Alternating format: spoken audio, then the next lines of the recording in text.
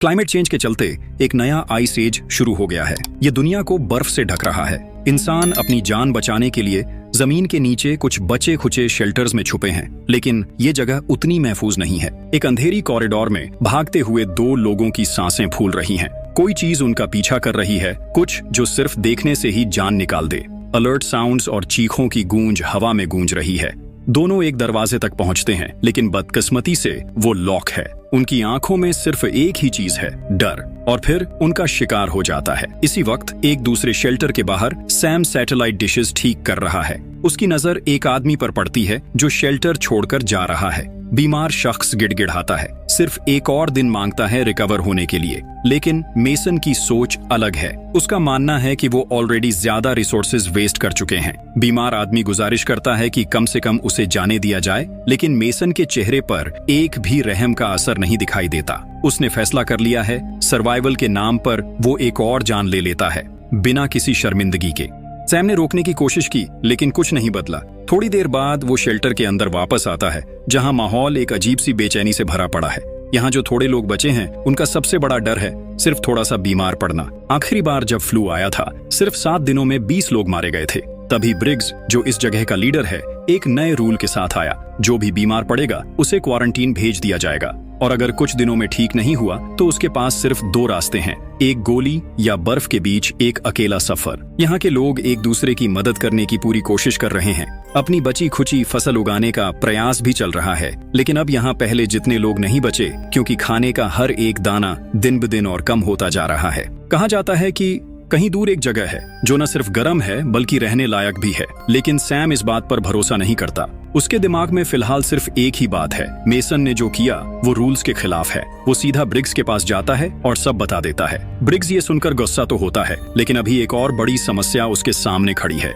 दोनों communication room की तरफ बढ़ते हैं, जहां कूपर बताता है कि कॉलोनी 5 से एक डिस्ट्रेस सिग्नल मिला है, लेकिन समस्या ये है कि कोई भी कांटेक्ट पे नहीं आ रहा। ये सुनते ही ब्रिग्स एक इमरजेंसी मीटिंग बुला लेता है। तब तक सैम विक्टर से मिलने जाता है, जो शेल्टर के बचे खुचे जानवरों का ध्यान रखता है। लेकिन विक्टर के पास भी कोई अच्छी खबर नहीं है। जो नए रैबिट्स पैदा हुए थे वो बिना जान के आए, और जो 12 बचे हैं उनमें सिर्फ एक फीमेल है, जिसे बाकी सब रिजेक्ट कर रहे हैं। इसी वक्त ब्रिग्स मेसन का सामना करता है, लेकिन मेसन अपनी बात पर टिका है। उसका कहना है कि अगर बीमार लोगों को छोड़ने का ऑप्शन दिया तो वो लौट कर आएंगे और उनका खाना चुरा लेंगे। सैम अपनी गर्लफ्रेंड काई से मिलने जाता है, जो उसके लिए कुछ प्रोटीन बॉल्स लेकर आई है ताकि रैबिट्स को दिया जा सके।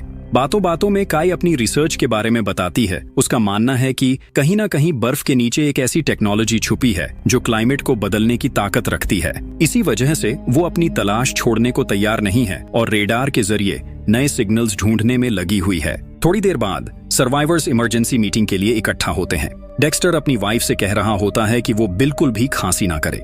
सैम जब उनके पास से गुजरता है तो उसे एक अजीब सी बेचैनी महसूस होती है। उनकी हालत ठीक नहीं लग रही। वो कहता है कि दोनों को तुरंत अपने रूम्स में जाना चाहिए, लेकिन डेक्स्टर जिद पकड़ लेता है कि वो बिल्कुल ठीक है। इसी बीच ब्रिग्स आता है और सबको कॉलोनी 5 की सिचुएशन के बारे में बताता है। वो डिक्लेयर करता है कि वो खुद एक टीम लेकर वहां जाएगा ताकि देखा जा सके कि वहां क्या हो रहा है। ये सुनकर मेसन तुरंत विरोध करता है। उसका कहना है कि ऐसे वक्त पर रिसोर्सेज और लोगों को वेस्ट करना पागलपन होगा, लेकिन ब्रिग्स उसकी बात सुना अनसुना कर डिसमिस कर देता है। ब्रिग्स अपनी टीम बनाता है और डेक्स्टर से कहता है कि वो भी साथ चले। ये देखकर सैम तुरंत ऑफर करता है कि वो डेक्स्टर की जगह जाएगा, क्योंकि टर्बाइंस का ध्यान रखना ज्यादा जरूरी है। इसके बाद ग्रेन भी बिना किसी हेजिटेशन के वॉलंटियर कर देता है। हालांकि उसका बाप विक्टर इस बात से बिल्कुल भी खुश नहीं होता। ब्रिग्स इस मिशन की जिम्मेदारी काई के हाथों में छोड़ता है और फिर अपनी टीम के साथ कॉलोनी 5 की तरफ निकल पड़ता। डेक्स्टर की पत्नी के मुंह से एक छींक निकलती है और तुरंत ही सब लोग अपनी जगह से हटकर दूर चले जाते हैं। कोई भी रिस्क लेना नहीं चाहता। उन्हें तुरंत अलग कर दिया जाता है, और इसी बात पर मेसन फिर से अपना गुस्सा निकालने लगता है। उसका कहना है कि इनका तुरंत इलाज या फैसला होना चाहिए, क्योंकि काई के पास लीडरशिप संभालने की काबिलियत नहीं है। ब्रिग्स गुस्से में उसे वार्न करता है और क्लियर करता है कि बीमार कपल पर फैसला तब होगा जब वो वापस आएंगे। रात को सैम एक बुरा सपना देखकर झटके से उठता है। उसकी माँ बर्फ में मरी हुई पड़ी होती है और वो अकेला ठंड से लड़ता हुआ चल रहा होता है। काई उसे शांत करती है और समझाती है कि ये सब उसकी गलती नहीं थी। अगले दिन टीम अपनी मिशन पर निकल पड़ती है। तेज बर्फ और ठंडी हवा के बीच उन्हें लंबे वक्त तक चलना पड़ता है। सफर के दौरान एक खाली शहर दिखता है जहां सिर्फ सूनापन और गुजरी हुई जिंदगी के निशान बचे हैं। थोड़ा और आगे जाने पर एक पुरानी वेदर ऑल्टरेशन मशीन मिलती है, एक ऐसी डिवाइस जो कभी क्लाइमेट को बदलने की ताकत रखती थी, लेकिन अब ये सिर्फ एक बेकार पड़ा लोहा है जो किसी काम का नहीं रहा। जल्द ही वो एक पुराने ब्रिज तक पहुंचते हैं और बड़े ध्यान से उसे क्रॉस करने की कोशिश करते हैं, लेकिन ये उतना आसान नहीं जितना लगता है, क्योंकि ब्रिज वक्त के साथ पूरी तरह कमजोर हो चुका है। वो संभल कर चल रहे होते हैं, हर छोटी मोटी दरार और सुराख से बचने की कोशिश कर रहे होते हैं। एक मोड़ पर जैसे ही ब्रिग्स कदम रखता है, ब्रिज का एक हिस्सा उसके नीचे से टूटने लगता है। वो गिरने वाला होता है, लेकिन वक्त रहते अपने आप को संभाल लेता है। जैसे तैसे ब्रिज पार करने के बाद उनकी नजर एक गाड़ी पर पड़ती है जिसके पास एक बेजान शरीर पड़ा होता है। उसके हाथ में एक बंदूक होती है। जब वो और करीब जाकर देखते हैं तो उन्हें गाड़ी के अंदर एक पूरी फैमिली की लाश मिलती है। ये देखकर उन्हें समझ आता है कि उस आदमी ने पहले अपने परिवार को मारा और फिर खुद को खत्म कर दिया। लंबी दूरी तक बर्फ में चलने के बाद तीनों एक क्रैश हुआ हेलीकॉप्टर देखते हैं। ठंडी और तेज हवा से बचने के लिए वो उसके अंदर छुप जाते हैं। रात को ग्रेन हेलीकॉप्टर के अंदर बैठे बैठे इस बात पर हैरान होता है कि एक वक्त था जब लोग इस तरह हवा में उड़ सकते थे। उसने कभी ना तो हेलीकॉप्टर देखा था, ना कभी किसी प्लेन को उड़ते हुए महसूस किया था। वो हैरानी से इस मशीन को देखता है और सोचता है कि जब ये आसमान में उड़ती होगी तो कैसा लगता होगा। ब्रिग्स अपने पोस्ट पर कॉल करता है ताकि कॉलोनी की हालत का पता लगा सके। कूपर बताता है कि डेक्स्टर और उसकी पत्नी की तबीयत और बिगड़ती जा रही है। मेसन बार बार ये बात उठाता है कि उनका चेकअप जरूरी है। इस बात से तंग आकर ब्रिग्स कूपर को परमिशन देता है कि अगर मेसन हद पार करे तो उसे रोका जा सके। रात के वक्त ग्रेसन एक पुरानी एडल्ट मैगजीन ढूंढ निकालता है और जैसे ही दूसरे लोग उसकी तरफ देखते हैं वो उस पर मजाक उड़ाने लगते हैं। ब्रिग्स हंसी मजाक के बीच एक और बात बताता है। ये जगह उस जगह के काफी करीब है जहां उसने सैम को बचाया था। इस बात पर ग्रेऑन क्यूरियस हो जाता है और सैम अपनी कहानी बताने लगता है। जब वो छोटा था, उसका परिवार और कुछ दूसरे सर्वाइवर्स एक पुरानी कोल माइन में शरण लिए बैठे थे। जब तक खाना था तब तक सब ठीक था, लेकिन जैसे ही सप्लाईज खत्म हुई, लोग कुत्ते भैंसों तक को खा गए। आखिर एक दिन सैम के पिता और कुछ आदमी मदद ढूंढने सिटी गए, लेकिन कोई भी वापस नहीं आया। धीरे धीरे शेल्टर में भूख और बीमारी अपने पंजे गाड़ने लगी। सैम को लगा कि अगर उसने अपनी माँ और बहन को यहाँ से नहीं निकाला तो वो भी जिंदा नहीं बचेंगे। लेकिन जैसे ही वो निकलने वाले थे, एक भयानक ब्लिजर्ड आया और उन्हें अलग कर दिया। उसके बाद उसने कभी अपनी माँ और बहन को नहीं देखा। अगर वो खुद भी बचा तो सिर्फ इसलिए क्योंकि ब्रिग्स ने वक्त रहते उसकी जान बचा ली। अगले दिन टीम कॉलोनी 5 तक पहुंच जाती है, लेकिन गेट के पास जाते ही सबके चेहरे ठंडे पड़ जाते हैं। वहां हर जगह खून के निशान बिखरे पड़े होते हैं। धीरे धीरे दरवाजा खोलकर वो अंदर जाते हैं। एक अजीब सी जलने की गंध पूरी जगह में महक रही होती है। नीचे बेसमेंट की तरफ जाते ही उन्हें और ज्यादा खून के धब्बे दिखाई देते हैं और जैसे ही एक और मोड़ आता है, सबके पैर थम जाते हैं। ये वही कॉरिडोर है जो कहानी की शुरुआत में देखा था। कॉलोनी 5 में 50 लोग रहने चाहिए थे, लेकिन अंदर एक भी इंसान दिखाई नहीं देता। ये बात सबको अजीब लगती है। ब्रिग्स सुरक्षा के लिए ग्रेडॉन को एक बंदूक देता है और टीम धीरे धीरे आगे बढ़ने लगती है। हर कॉरिडोर से गुजरने पर सिर्फ खून के धब्बे और बर्बादी नजर आती है। जब ऐसा लगने लगता है कि शायद यहाँ कोई भी जिंदा नहीं बचा, तभी एक बंद कमरे से हल्की सी आवाज सुनाई देती है। सैम तुरंत लॉक तोड़ता है और जैसे ही दरवाजा खुलता है, एक बेहोश आदमी जमीन पर पड़ा दिखता है। जैसे ही वो उसके करीब जाते हैं, आदमी चिल्लाने लगता है जैसे कोई उसे मारने आया हो। आदमी धीरे धीरे शांत होता है और अपना नाम बताता है, लीलैंड। वो पिछले कई दिनों से यहाँ बंद है, बिना पानी और खाने के। उसे नहीं पता कि और कोई जिंदा भी है या नहीं। लीलैंड बताता है कि कुछ दिन पहले कॉलोनी 5 ने अपनी एंटेना ठीक की थी। तभी उन्हें एक रेडियो संदेश मिला जो अब भी स्क्रीन पर चल रहा था। स्क्रीन पर एक आदमी दिखाई देता है जो बर्फ से आजाद एक जगह खड़ा है। वो बताता है कि उसकी टीम ने एक पुरानी वेदर मशीन रिपेयर कर लिया है, जिस वजह से उस जगह की बर्फ पिघल गई है। अब वहाँ हरी भरी जमीन है जिसमें फसल उगाई जा सकती है। लेकिन असली दिक्कत ये नहीं थी। उनका सिग्नल डिस्टर्ब हो जाता है और सिर्फ आधा मैसेज ही कैप्चर हो पाता है। लीलैंड बताता है कि उन्होंने उस सिग्नल को ट्रैक किया और एक टीम को उस जगह का पता लगाने भेजा, लेकिन उन्हें वहां पहुंचने से पहले ही एक खौफनाक चीज मिल गई। वो कॉलोनी 5 तक उनका पीछा करती रही। सैम तुरंत मैप निकालता है और लीलैंड से उस जगह का एग्जैक्ट लोकेशन बताने के लिए कहता है। ब्रिग्स कहता है कि वो लीलैंड को अपने साथ ले जाएंगे ताकि वो और ज्यादा बता सके, लेकिन लीलैंड डर से कांपने लगता है। ज्यादा वक्त बर्बाद किए बिना वो रूम से जितना हो सके उतना सामान उठाते हैं और कॉलोनी के अंदर संपर्क करने की कोशिश करते हैं, लेकिन सिग्नल नहीं मिलता। वो लीलैंड को साथ चलने के लिए कहते हैं, पर तभी कॉरिडोर से अजीब सी आवाजें आनी शुरू हो जाती हैं, जैसे कोई भागते हुए आ रहा हो। लीलैंड डर के मारे चिल्लाता है और वापस कमरे के अंदर दौड़ जाता है। दरवाजा अंदर से लॉक कर लेता है। अब तीनों अकेले हैं। आगे बढ़ने पर मार पीटाई और चीखों की आवाजें और तेज होने लगती हैं, जैसे कोई कॉलोनी के अंदर ही किसी को काट रहा हो। अंधेरे में आगे बढ़ते ही उनकी नजर कुछ मशालों की रोशनी पर पड़ती है। जैसे ही वो करीब जाते हैं, एक ऐसा मंजर सामने आता है जो देखकर उनके रोंगटे खड़े हो जाते हैं। जमीन पर बिखरे कॉलोनिस्ट्स के लाशों के बीच एक आदमी एक मृत शरीर के टुकड़े कर रहा होता है और उसके आसपास कुछ लोग इंसानी मांस चबा रहे होते हैं। ये देखकर एक अजीब सी घिन और घबराहट उनके दिलों में उतर जाती है। तभी वो बुचर जो लाश काट रहा था उन्हें देख लेता है। एक पल के लिए सन्नाटा छा जाता है, फिर वो उनकी तरफ भागता है, लेकिन सैम तेजी दिखाता है और तुरंत गोली चला देता है।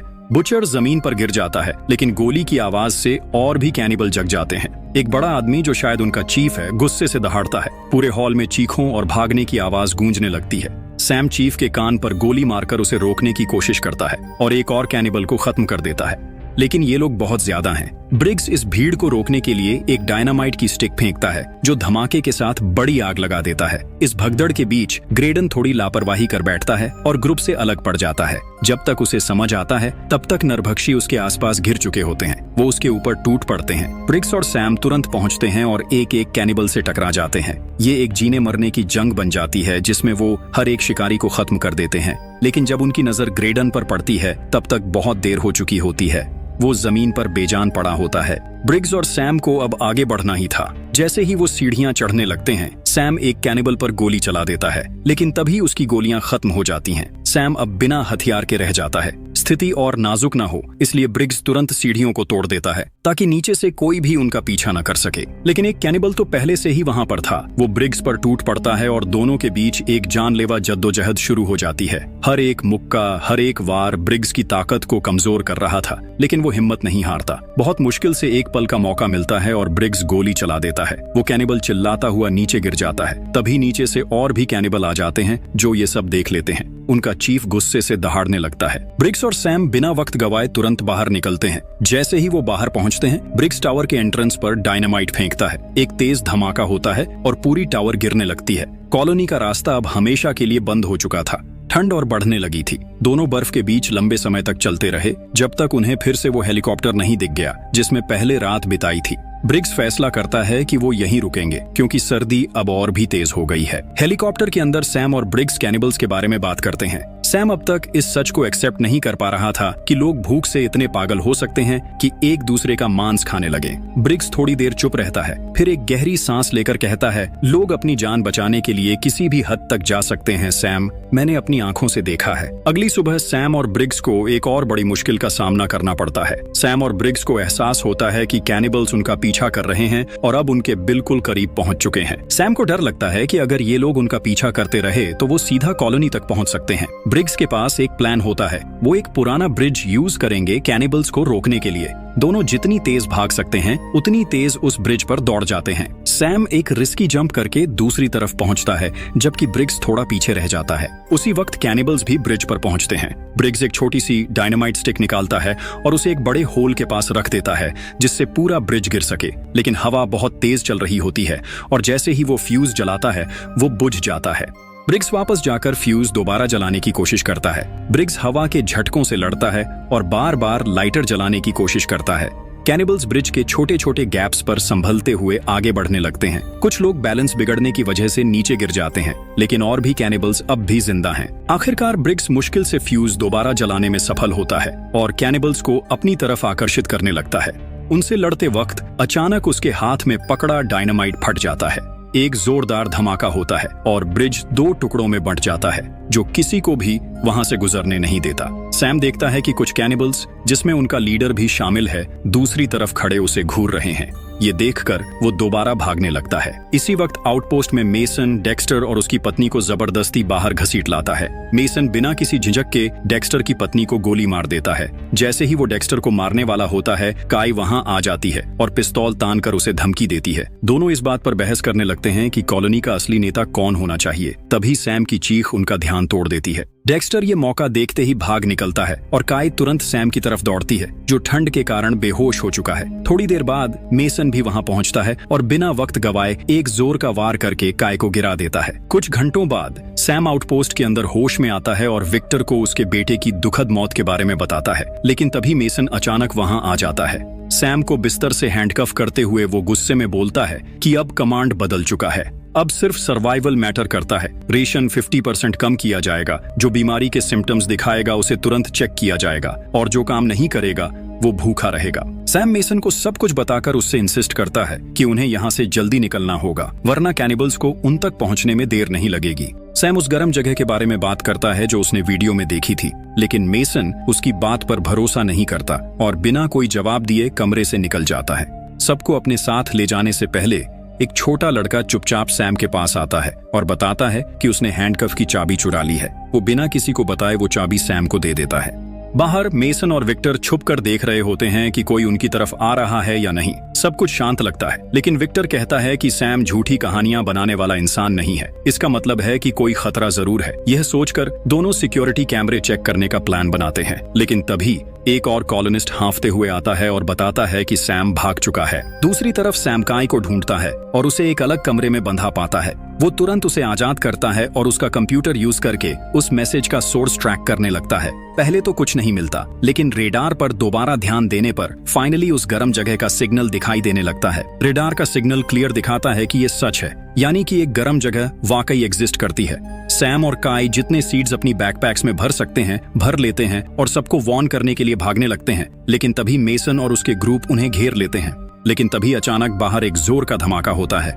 सब लोग सिक्योरिटी कैमरास देखने के लिए दौड़ते हैं और जो दिखता है वो उनके होश उड़ा देता है। कैनिबल्स दरवाजे तोड़ने की कोशिश कर रहे होते हैं और उनका लीडर एक वार्निंग देने के लिए डेक्स्टर का सर उठाकर दिखाता है। फिर एक झटके में कैमरा तोड़ दिया जाता है। अब सैम फाइनली मेसन को कन्विंस कर लेता है। मेसन बिना वक्त गवाए इंस्ट्रक्शंस देता है। जो भी गन चलाना जानता है वो हथियार उठाए और जो नहीं जानता वो वॉल्ट में छुप जाए। कूपर सब कॉलोनिस्ट्स को वॉल्ट तक ले जाता है और दरवाजा लॉक कर देता है, जबकि हथियार बंद ग्रुप कॉरिडोर में इकट्ठा हो जाते हैं दरवाजा तोड़ने वाले कैनिबल्स का सामना करने के लिए। तभी पूरी जगह की लाइट्स एकदम से बंद हो जाती है। जब वापस जलती हैं तो दरवाजा खुला होता है, लेकिन सामने कोई नहीं दिखता। शेल्टर के अंदर अजीब सी आवाजें गूंजने लगती हैं और अचानक एक कैनिबल एयर डक्ट्स से निकलकर सीधा कूपर के मुंह पर आ गिरता है। कूपर रिएक्ट करने की कोशिश करता है, लेकिन कैनिबल उसे जोर से नीचे फेंक देता है और सीधा वॉल्ट की तरफ भागने लगता है। लेकिन वॉल्ट के अंदर छुपे कॉलोनिस्ट समय पर दरवाजा बंद कर देते हैं और कैनिबल अंदर घुस नहीं पाते।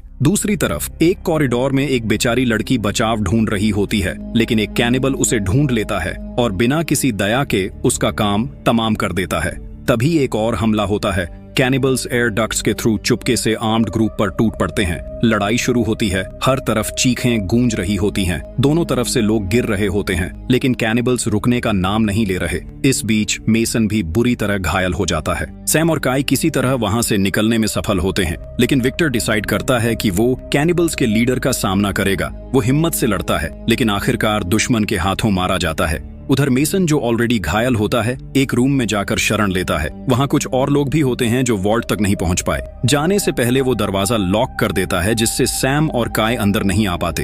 तभी एक कैनिबल उन दोनों का पीछा करते हुए आ जाता है। रूम के एक रेफ्यूजी को समझ नहीं आता कि क्या करे और वो मेसन को जोर से धक्का दे देता है, जिससे सैम और काई को अंदर आने का मौका मिल जाता है। लेकिन साथ ही वो कैनिबल भी रूम में घुस जाता है। काई बिना वक्त गवाए उसका काम तमाम कर देती है और दोनों तुरंत दरवाजा बंद करने की कोशिश करते हैं। लेकिन दरवाजा ज्यादा देर तक नहीं टिक सकेगा, क्योंकि दूसरे कैनिबल्स भी पहुंच गए हैं और उसे तोड़ने की कोशिश कर रहे हैं। सैम तुरंत एक डक्ट खोलता है और सबको कहता है कि उसके थ्रू भाग जाएं। मेसन गुस्से में चिल्लाता है, वहां जाने का मतलब है ठंड से मरना, यहाँ रुककर लड़ना बेहतर होगा। लेकिन कोई उसकी नहीं सुनता और एक एक करके सब डक्ट के अंदर घुसने लगते हैं। सैम भी जाने वाला होता है, लेकिन पहले मेसन को एक गन देकर कहता है, अगर लड़ना ही है तो कम से कम तैयार रहो। फिर वो भी डक्ट के अंदर चला जाता है। सिर्फ कुछ ही सेकंड्स में कैनिबल्स दरवाजा तोड़ देते हैं। और मेसन पर टूट पड़ते हैं। लेकिन मेसन हार मानने वालों में से नहीं होता। वो एक गैस टैंक पर गोली चला देता है और एक तेज धमाके के साथ पूरा एरिया आग में घिर जाता है।